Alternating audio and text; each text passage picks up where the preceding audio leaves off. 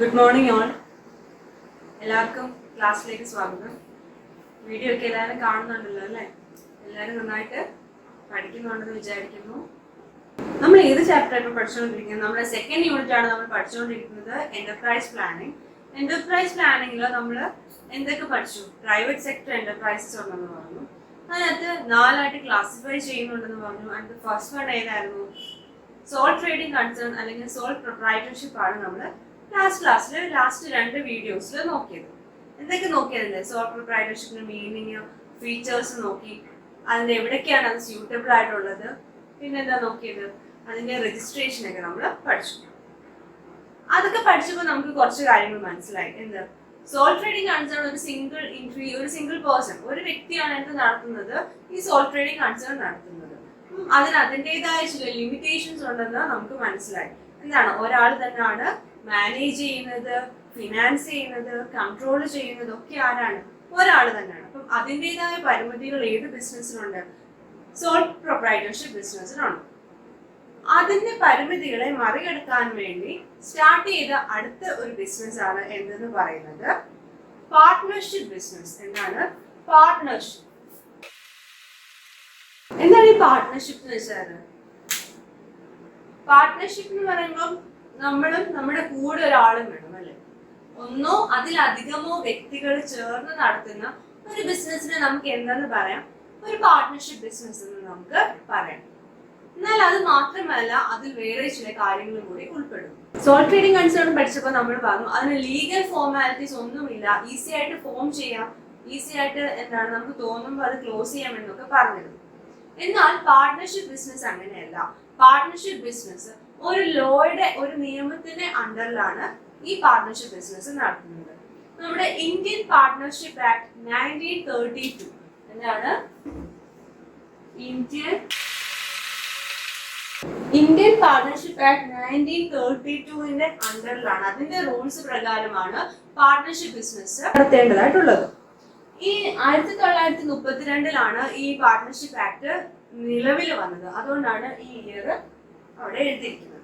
So ഏത് ആക്ടിന്റെ അണ്ടറിലാണ്? Indian partnership act 1932ന്റെ അണ്ടറിലാണ് ഏത് business നടത്തുന്നത്? ഒരു പാർട്ട്ണർഷിപ്പ് ബിസിനസ് നടത്തിക്കൊണ്ട് പോകേണ്ടത്. അതിന്റെ ഈ ആക്ട് നമ്മുടെ പാർട്ട്ണർഷിപ്പിനെ എങ്ങനെയാണ് ഡിഫൈൻ ചെയ്തിരിക്കുന്നത് നോക്കാം. It is a relation between, എന്താണ്? Relation between 2 or more persons. എന്താണ്? ഒരു ബന്ധമാണ്, 2ഓ അതിലധികമോ വ്യക്തികൾ തമ്മിലുള്ള പരസ്പരമുള്ള ഒരു ബന്ധമാണ് എന്തെന്ന് പറയുന്നത് പാർട്ട്ണർഷിപ്പ് എന്ന് പറയുന്നത്. അവർ എന്തിനു വേണ്ടിയിട്ടാണ് ആ ബിസിനസ് ചെയ്യുന്നത്? നമുക്കറിയാം, ലാഭം ലഭിക്കാൻ വേണ്ടിയിട്ടാണ് നമ്മൾ ബിസിനസ് ചെയ്യുന്നത്. അപ്പം relation between 2 or more persons who have agreed to share the profit of the business. അവരെന്ത് സമ്മതിച്ചിട്ടുണ്ട്? എഗ്രി ചെയ്തിട്ടുണ്ട്.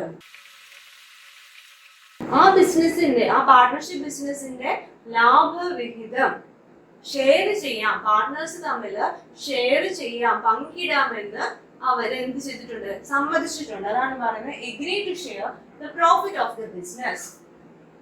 ഈ ബിസിനസ് ആരായിരിക്കും നടത്തുന്നത്? Carried on by all, carried on by all or any of them acting for all. എന്താ? ഒന്നുകിൽ ഈ business എല്ലാരും കൂടി ആയിരിക്കും നടത്തുന്നത്, അല്ലെങ്കിൽ എല്ലാവർക്കും വേണ്ടി 1 or 2 വ്യക്തികളായിരിക്കും ഈ ബിസിനസ് നടത്തുന്നത്. അപ്പൊ ഒന്നുകൂടി നോക്കാം, എന്താണ് പാർട്ട്ണർഷിപ്പ് ആക്ട് നമ്മുടെ പാർട്ട്ണർഷിപ്പിനെ ഡിഫൈൻ ചെയ്തിരിക്കുന്നത് എന്ന്? Relation between 2 or more persons, 2ഓ അതിലധികമോ വ്യക്തികൾ തമ്മിലുള്ള ഒരു ബന്ധമാണ് എന്തെന്ന് പറയുന്നത് പാർട്ട്ണർഷിപ്പ്. എന്തിനു വേണ്ടിയിട്ടാണ്? എഗ്രീഡ്, അവർ സമ്മതിച്ചിട്ടുണ്ട്. എന്ത്? Share the profit of the business, പ്രോഫിറ്റിന്റെ ലാഭം ഷെയർ ചെയ്യാമെന്ന് അവർ പരസ്പരം സമ്മതിച്ചിട്ടുണ്ട്. ഇത് ആരായിരിക്കും ബിസിനസ് നടത്തുന്നത്? Carried on by all. ഒന്നുകിൽ ഇത് എല്ലാവരും കൂടി ആയിരിക്കും ഈ ബിസിനസ് നടത്തുന്നത്, അല്ലെങ്കിൽ എനി ഓഫ് ദം, ആരെങ്കിലും ഒരാൾ, എല്ലാവർക്കും വേണ്ടി ആരെങ്കിലും ഒരാളായിരിക്കും ഈ ബിസിനസ് ചെയ്യുന്നത്. അതാണ് പാർട്ട്ണർഷിപ്പ് ആക്ട് ഇതിനെ ഡിഫൈൻ ചെയ്തിരിക്കുന്നത്. ഇനി അതിന്റെ ഫീച്ചേഴ്സ് അല്ലെങ്കിൽ ഇതിന്റെ ക്യാരക്ടറിസ്റ്റിക്സ് എന്തൊക്കെയാണെന്ന് നോക്കാം. നമ്മൾ പറഞ്ഞു 2ഓ അതിലധികമോ വ്യക്തികൾ. അപ്പൊ ഇതിന് മിനിമം എത്ര പേര് വേണം? 2 വ്യക്തികൾ. അതിലധികം എന്ന് പറയുമ്പോൾ എത്ര വ്യക്തികൾ വരെ ആകാം? ആദ്യത്തെ ഫീച്ചർ എന്ന് പറയുമ്പോൾ നമ്പർ ഓഫ് പേഴ്സൺസ്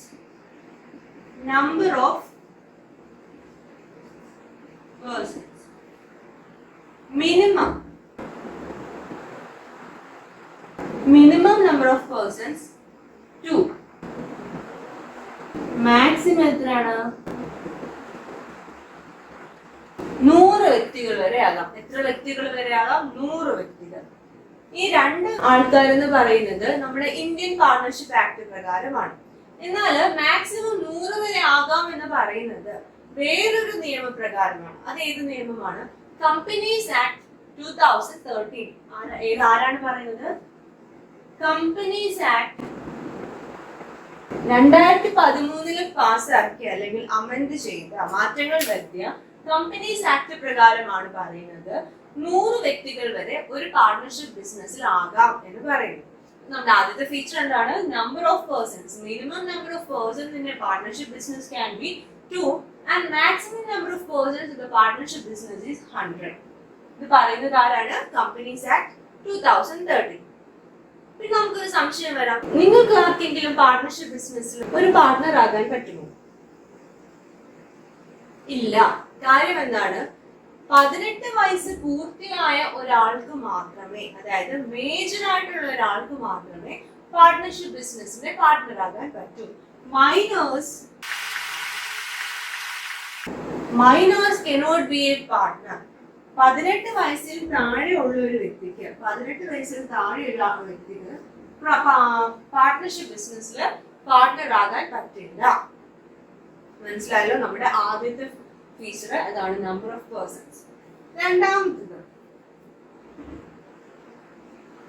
ഇത് നമ്മൾ പറഞ്ഞു തമ്മിലുള്ള ഒരു കരാറാണ്, ഒരു കോൺട്രാക്റ്റ് ആണ്. ആ ഒരു കോൺട്രാക്ട് ഒരു എഗ്രിമെന്റ് ആണ്, അല്ലെ? ഒരു എഗ്രിമെന്റ് ആണ്. ഈ എഗ്രിമെന്റ് വാക്കാൽ പറഞ്ഞുറപ്പിച്ചതാകാം, അല്ലെങ്കിലോ എഴുതി തയ്യാറാക്കിയതായിരിക്കാം. അപ്പം രണ്ടാമത്തെ ഫീച്ചർ എന്ന് പറയുന്നത് എഗ്രിമെന്റ്. ഓറൽ ആകാം, വാക്കാൽ പറഞ്ഞുറപ്പിച്ചതാകാം, അല്ലെങ്കിലോ എഴുതി തയ്യാറാക്കിയതാകാം, റിട്ടേൺ ആകാം. ഈ റിട്ടേൺ എഗ്രിമെന്റിനെ പറയുന്ന പേരാണ്, അല്ലെങ്കിൽ റിട്ടേൺ എഗ്രിമെന്റിനെ നമുക്ക് എന്തെന്ന് പറയാം? Partnership deed. എന്താണ്? പാർട്ണർഷിപ്പ് ഡീഡ് എന്ന് നമുക്ക് പറയാം. റിട്ടേൺ എഗ്രിമെന്റിനെ എന്തെന്ന് പറയാം? നമുക്ക് പാർട്ണർഷിപ്പ് ഡീഡ് എന്ന് നമുക്ക് പറയാം. ഇത് എന്തിന് സഹായകരമാകും? ഫ്യൂച്ചറിലെ ഡിസ്പ്യൂട്ട്സ്, ഭാവിയിൽ എന്തെങ്കിലും തർക്കങ്ങൾ ഉണ്ടാകുവാണെങ്കിൽ നമുക്ക് ഈ പാർട്ണർഷിപ്പ് ഡീഡ് എടുത്ത് നോക്കിയാൽ അറിയാം. എല്ലാം എന്തിനകത്ത് കാണും? ഈ പാർട്ണർഷിപ്പ് ഡീഡിൽ കാണും. സോ അതിനകത്ത് നോക്കി നമുക്ക് ക്ലിയർ ചെയ്യാം. ഫ്യൂച്ചർ ഡിസ്പ്യൂട്ട്സ് ഒക്കെ അവോയ്ഡ് ചെയ്യാൻ ഏറ്റവും നല്ലത് എന്താണ്? ഒരു റിട്ടേൺ എഗ്രിമെന്റ് ആണ്. ഒരു പാർട്ണർഷിപ്പ് ഡീഡ് ഉണ്ടായിരിക്കണം. എന്ത് ബിസിനസ്സിന്? പാർട്ണർഷിപ്പ് ബിസിനസ്സിന്. അടുത്ത നമ്മുടെ ഫീച്ചർ പറയുന്നത്, നമ്മൾ ബിസിനസ് ചെയ്തു, നമ്മൾ പാർട്ണർഷിപ്പ് ഡീഡ് ഒക്കെ ഉണ്ടാക്കി ബിസിനസ് ചെയ്യാൻ തുടങ്ങി, നമുക്ക് ലാഭം കിട്ടി തുടങ്ങി. ഇത് നമ്മൾ എങ്ങനെ ഷെയർ ചെയ്യും? എന്തിന്റെ അടിസ്ഥാനത്തിലായിരിക്കും നമ്മൾ ഷെയർ ചെയ്യുന്നത്? അടുത്ത പോയിന്റ് ആണ് പ്രോഫിറ്റ് ഷെയറിംഗ്. പ്രോഫിറ്റ് ഷെയറിന്റെ റേഷ്യോ ഒരു നിശ്ചിത അനുപാതത്തിലായിരിക്കും എന്ത് ഷെയർ ചെയ്യുന്നത്? ഈ ലാഭം ഷെയർ ചെയ്യുന്നത്. ഒന്നുകിൽ ഈക്വൽ ആയിരിക്കും, രണ്ട് പാർട്ട്നേഴ്സ് ഉണ്ടെങ്കിൽ ഈക്വൽ ഷെയർ ആയിരിക്കാം, അല്ലെങ്കിൽ എന്താ അവര് കൊണ്ടുവന്ന ക്യാപിറ്റൽ മുടക്കിയ തുകയുടെ അടിസ്ഥാനത്തിലായിരിക്കാം എന്ത് ഈ ലാഭവിഹിതം നിശ്ചയിക്കുന്നത്. അല്ലെങ്കിൽ എന്താണ്, ഇപ്പൊ 3 പേര് തമ്മിൽ ഒരു പാർട്ണർഷിപ്പ് ബിസിനസ് തുടങ്ങി. നിഖിലും രോഹിത്തും ഗോവിന്ദും കൂടി ഒരു പാർട്ണർഷിപ്പ് ബിസിനസ് തുടങ്ങി. ഇപ്പൊ ഗോവിന്ദിന് ജോലി ഉണ്ടെന്ന് വിചാരിക്കാം. ഇപ്പൊ ഗോവിന്ദ് പുറത്ത് എവിടെയോ ഗൾഫിൽ എവിടെയാണ്. അപ്പം ഗോവിന്ദ് ഒരു അക്കൗണ്ടന്റ് ആയിട്ട് ഗൾഫിൽ വർക്ക് ചെയ്യാണ്. ഗോവിന്ദിന്റെ കയ്യിൽ ഇഷ്ടം പോലെ കാശുണ്ട്. അപ്പൊ ഗോവിന്ദ് പറയുന്നത് എന്ത്, നമുക്കൊരു ബിസിനസ് തുടങ്ങാം, നിങ്ങൾ എന്ത് ചെയ്യാ, ബിസിനസ് പാർട്ട്നേഴ്സ് ആയിട്ട് ഇരിക്കാം, ഞാൻ നിങ്ങൾക്ക് വേണ്ട കാശൊക്കെ തരാം. അപ്പം ഗോവിന്ദ് അവിടെ ഉണ്ടോ? ബിസിനസിന്റെ പാർട്ണർഷിപ്പ് ബിസിനസ്സിൽ വന്നു പോകുന്നില്ല. എന്നാൽ പണം മുടക്കുന്നത് ആരാണ്? ഗോവിന്ദാണ്. എന്നാലും നിഖിലും രോഹിത്തുവോ ആ ബിസിനസ്സിന് വേണ്ടി കഷ്ടപ്പെടണം. അവരുടെ ജോലി എന്താണ്? ഈ പാർട്ണർഷിപ്പ് ബിസിനസ്സിൽ നിന്ന് വരുമാനം ഉണ്ടായാലേ അവർക്ക് എന്ത് ലഭിക്കത്തുള്ളൂ? അവർക്ക് ഇൻകം ലഭിക്കുള്ളൂ. അപ്പം ഈ 3 പാർട്ട്നേഴ്സ് ഉണ്ട്. ആരൊക്കെയാണ് ഞാൻ പറഞ്ഞത്? ഗോവിന്ദും നിഖിലും രോഹിത്തോട് ചേർന്ന് എന്ത് തുടങ്ങി? ഒരു പാർട്ണർഷിപ്പ് ബിസിനസ് തുടങ്ങി. അപ്പം ഈ ഗോവിന്ദ് എത്ര രൂപ മുടക്കി? ബിസിനസിന് വേണ്ടി 5 ലക്ഷം രൂപ മുടക്കി. ഇവര് വെറും 1 ലക്ഷം രൂപയെ മുടക്കിയുള്ളൂ. പക്ഷെ എന്താ, അവര് ഫുൾ ടൈം ഈ ബിസിനസിന് വേണ്ടി വർക്ക് ചെയ്യുന്നവരാണ്. മനസ്സിലായോ? അപ്പൊ നമുക്ക് വേണമെങ്കിൽ എന്ത് ചെയ്യാം, ഗോവിന്ദ് 5 ലക്ഷം രൂപ മുടക്കി, അപ്പൊ നമുക്കൊരു മേജർ ഷെയർ ആർക്ക് കൊടുക്കാം? ഗോവിന്ദിനുണ്ട്. എന്നാൽ ഇവര് രണ്ടുപേരും ബിസിനസിന് വേണ്ടി നന്നായിട്ട് കഷ്ടപ്പെടുന്നവരാണ്. അതുകൊണ്ട് ഇങ്ങനെ ഒരു റേഷ്യോ നമുക്ക് വെക്കാം. ഈ റേഷ്യോയിലായിരിക്കും നമ്മൾ എന്ത് ചെയ്യുന്നത്? ലാഭം ഡിവൈഡ് ചെയ്യുന്നത്. ഫോർ എക്സാമ്പിൾ പറഞ്ഞാണ്, ലാഭം നമുക്ക് എങ്ങനെ ഷെയർ ചെയ്യാം? ഒന്നുകിൽ പാർട്ട്ണർഷിപ്പ് ഡീഡിൽ പറയുന്ന പ്രകാരം ഷെയർ ചെയ്യാം, അല്ലെങ്കിൽ എന്താണ്, പ്രോഫിറ്റ് ഷെയറിനെ പറ്റി ഡീഡിൽ ഒന്നും എഗ്രിമെന്റിൽ ഒന്നും പറയുന്നില്ല എന്നുണ്ടെങ്കിൽ ഈക്വൽ ആയിട്ട് നമുക്ക് ലാഭം ഷെയർ ചെയ്യാം. അടുത്ത പോയിന്റ്, അൺലിമിറ്റഡ് ലയബിലിറ്റി. എന്താണ് ഈ അൺലിമിറ്റഡ് ലയബിലിറ്റി? നമ്മൾ സോൾ ട്രേഡിംഗ് കൺസേൺ പറഞ്ഞപ്പോൾ പഠിച്ചതാണ്. പരിധിയില്ലാത്ത ബാധ്യത. എന്താണ് പരിധിയില്ലാത്ത ബാധ്യത? ആർക്കുണ്ട്? ഈ പാർട്ട്ണർഷിപ്പ് ബിസിനസ്സിലുണ്ട്. കാര്യം നമുക്കൊരു ബിസിനസ് നടത്തി നമ്മൾ 5 ലക്ഷം രൂപ ആകെ ബിസിനസ്സിന് മുടക്കിയുള്ളൂ. പക്ഷെ എന്താണ്, എനിക്ക് കടം വന്നപ്പോ എന്താ, ഒരു 7 ലക്ഷം രൂപ വന്നു. ബാക്കിയുള്ള 2 ലക്ഷം രൂപയും കൂടി ഞാൻ എവിടുന്ന് സംഘടിപ്പിക്കണം? എന്റെ പേഴ്സണൽ പ്രോപ്പർട്ടീസ്, എന്റെ വീട്ടിലുള്ള വസ്തുവകകൾ വിറ്റിട്ടാണെങ്കിലും ഞാൻ എന്ത് ചെയ്യണം? ബിസിനസിന്റെ കടം തീർക്കണം എന്നാണ് പറയുന്നത്. മനസ്സിലായോ? അതാണ് പറയുന്നത് പരിധിയില്ലാത്ത ബാധ്യത. നമ്മൾ എത്രയാണോ പണം മുടക്കിയത് അത് ഇവിടെ ഒരു വിഷയമല്ല. നമ്മൾ എത്ര കടം വന്നാലും നമ്മുടെ പേഴ്സണൽ പ്രോപ്പർട്ടീസ് വിറ്റിട്ടാണെങ്കിലും നമ്മൾ അത് പരിഹരിക്കണം, നമ്മൾ ആ കടം തീർക്കണം. അതാണ് അൺലിമിറ്റഡ് ലയബിലിറ്റി എന്ന് പറയുന്നത്. അടുത്ത പോയിന്റ് ആണ് ഇംപ്ലൈഡ് അതോറിറ്റി. ഇംപ്ലൈഡ് അതോറിറ്റി എന്ന് വെച്ചാൽ അന്തർലീന അധികാരം. എന്താണ് അന്തർലീന അധികാരം? ഇംപ്ലൈഡ് അതോറിറ്റിയിൽ പറയുന്നത് any partner can act behalf of the another. ഏതൊരു പാർട്ട്ണറിനും മറ്റൊരു പാർട്ട്ണർക്ക് വേണ്ടി ആക്ട് ചെയ്യാം, മറ്റൊരു പാർട്ട്ണറിന്റെ അഭാവത്തിൽ. ഇപ്പൊ ഗോവിന്ദും രോഹിത്തും നിഖിലുവാ പറഞ്ഞത്. ഗോവിന്ദ് ഇവിടെ ഇല്ലാത്ത സാഹചര്യത്തിൽ നിഖിലിന് അല്ലെങ്കിൽ രോഹിത്തിന് ഗോവിന്ദിന് വേണ്ടി, ഗോവിന്ദ് ഇല്ല എന്നുള്ളത് പരിഹരിച്ച് ഇവർക്ക് എന്താണ് പ്രശ്നങ്ങൾ സോൾവ് ചെയ്യാം അല്ലെങ്കിൽ തീരുമാനങ്ങൾ എടുക്കാം. Any partner can act behalf of the another. ഒരു പാർട്ട്ണർക്ക് മറ്റൊരു പാർട്ട്ണറിന് വേണ്ടി പ്രവർത്തിക്കാം. അതാണ് പറയുന്നത് any partner can act behalf of the another.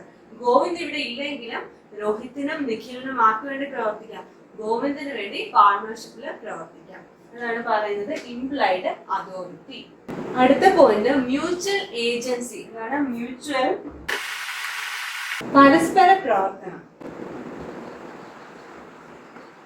എന്താണ് മ്യൂച്വൽ ഏജൻസി അല്ലെങ്കിൽ പരസ്പര പ്രവർത്തനം? നമ്മൾ പാർട്ണർഷിപ്പിന്റെ ഡെഫിനിഷൻ വന്നപ്പോൾ തേർഡ് പോയിന്റിൽ പറഞ്ഞത് carried on by all or any of them acting for all.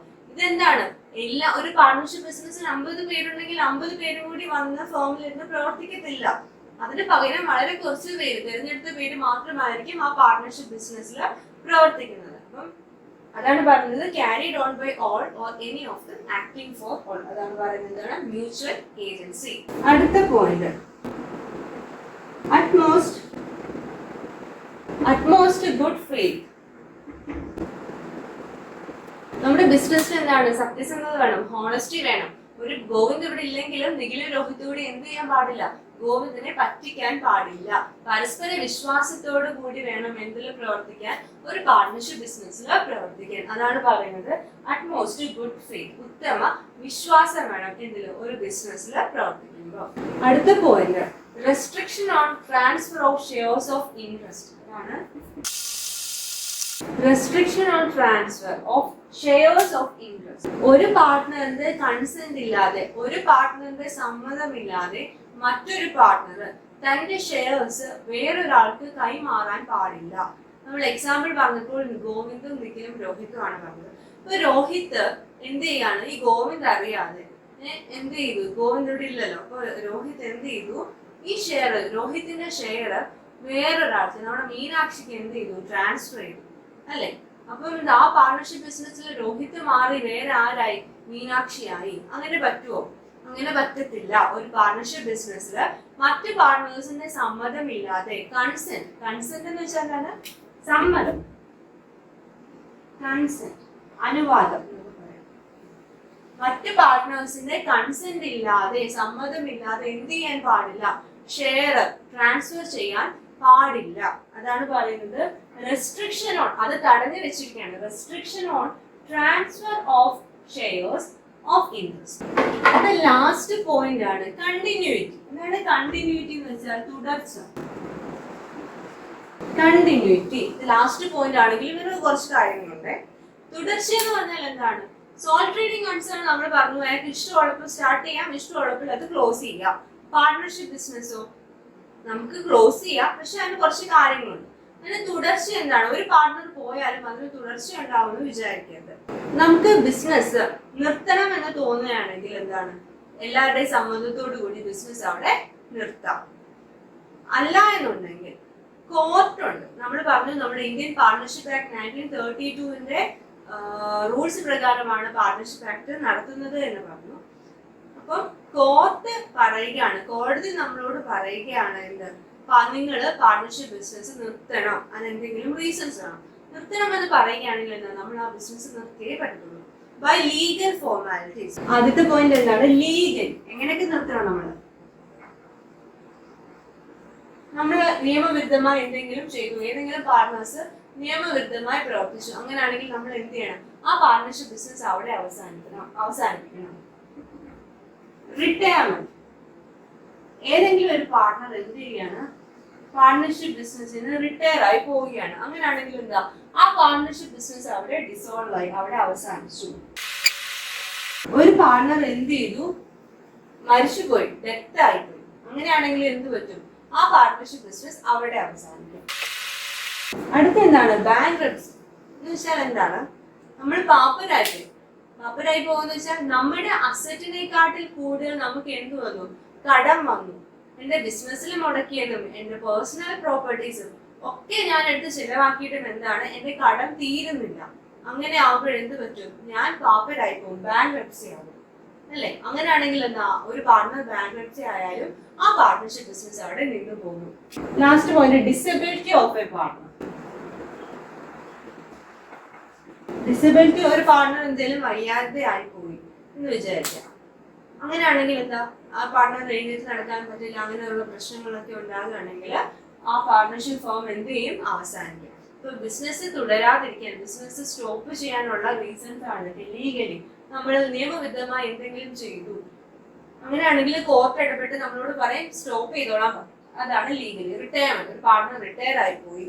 അടുത്ത എന്താണ്? ഒരു പാർട്ണർ മരിച്ചുപോയി, death of A partner. Bankruptcy എന്ന് വെച്ചാൽ പാപ്പരായി പോകുന്നു.